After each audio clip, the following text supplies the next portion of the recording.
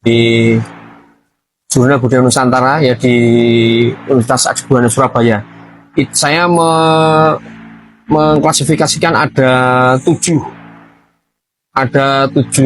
jenis ukiran kayu, ya kan? Ada ukiran kerawangan, ukiran tenggelam, ukiran utuh, ukiran rendah, ukiran tinggi, ukiran bertumpuk, dan ukiran 3 dimensi. Nanti Anda bisa baca di situ di artikel saya, dan Anda bisa menegaskan kategorisasi apa yang akan Anda pakai gitu ya. Kemudian keuntungan-keuntungan apa yang kita bisa peroleh ketika jenis kerawangan, ukiran kerawangan ini dengan penerapan megamendung, itu harus dijelaskan, ya kan? Karena berdampak pada proses, ya, berdampak pada waktu, berdampak pada pembiayaan, ya kan? Kita nggak tahu, kemungkinan itu lebih irit, ya kan, lebih cepat, namun bisa menghasilkan satu bentuk estetik yang bagus kan.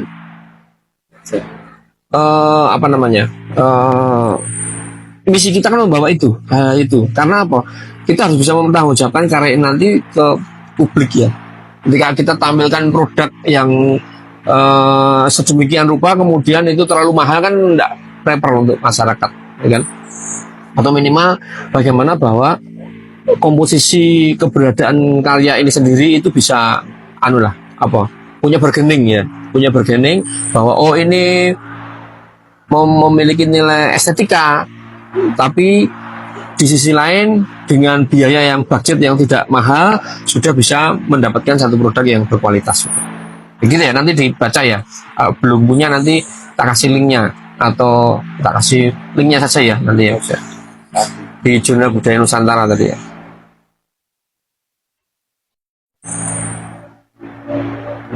Ya, oke. Kemudian kap lampu, kenapa tertarik dengan kap lampu?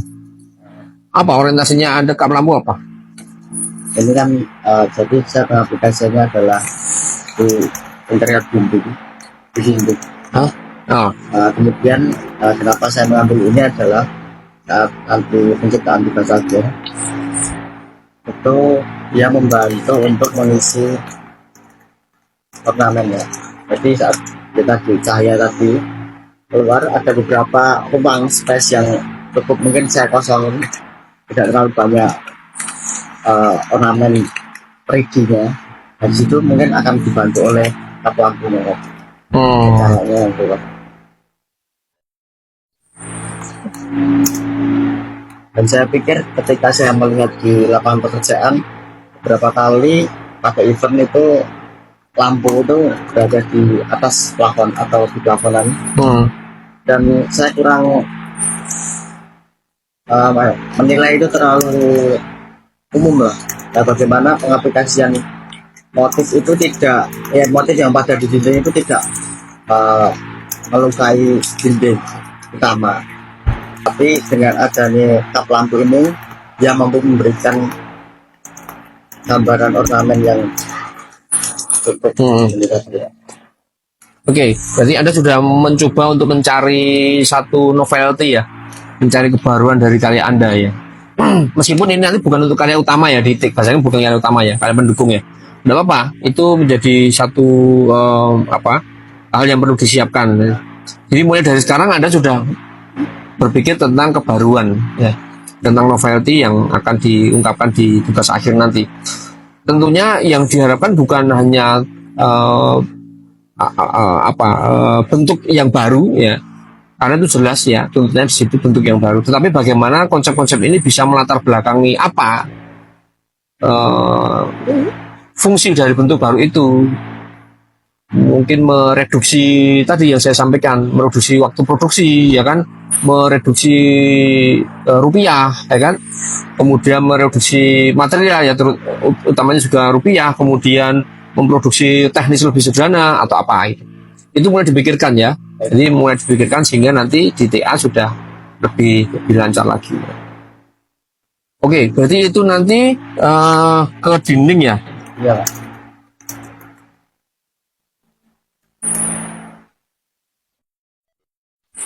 Kalau penambahan rak tadi Mas? Itu rak ada di atas tak lampunya, itu untuk mungkin menyimpan buku atau hiasan dinding lainnya di vaskular. Dan ini hampir seperti 3D-nya itu setengah lingkaran, jadi menjorok ke dalam. Setengah lingkaran ya. Oke. Ini desain Anda.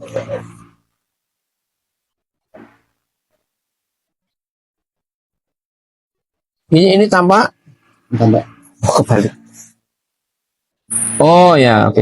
Ini diaplikasikan ke sini. di bawah. Ya, kalau untuk ini ya, untuk desain ini saya lebih cenderung ke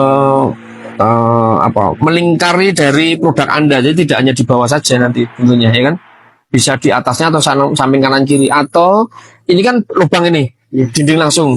Nah, ada beberapa variasi, mungkin Anda bisa menggunakan motif ini. Jadi ini kerawangan tapi di sini tertutup dengan motif yang sama ya.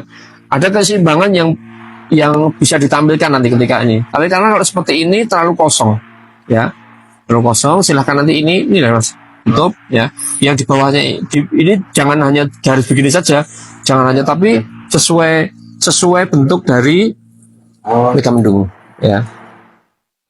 Jadi gimana? Saya punya alternatif. Kemarin saya di eksperimen Kreatif ya. kreatif itu dikenalkan dengan CNC. Itu mungkin nanti bisa digunakan. Boleh saja. Ya, boleh saja. Jadi ada bentuk-bentuk mega mendungnya di sini yang bisa. Nah, ya. Jadi ini garisnya di sini, ya kan? Nah, ya kan? Itu kemudian, mungkin begini. Ada juga di sini mungkin.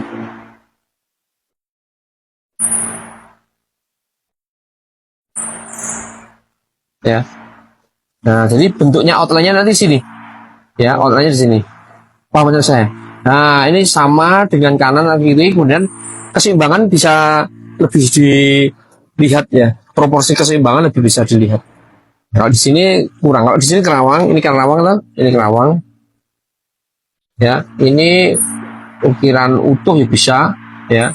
Atau monggo nanti dikreasikan saja, tapi garisnya ini lebih luas ini.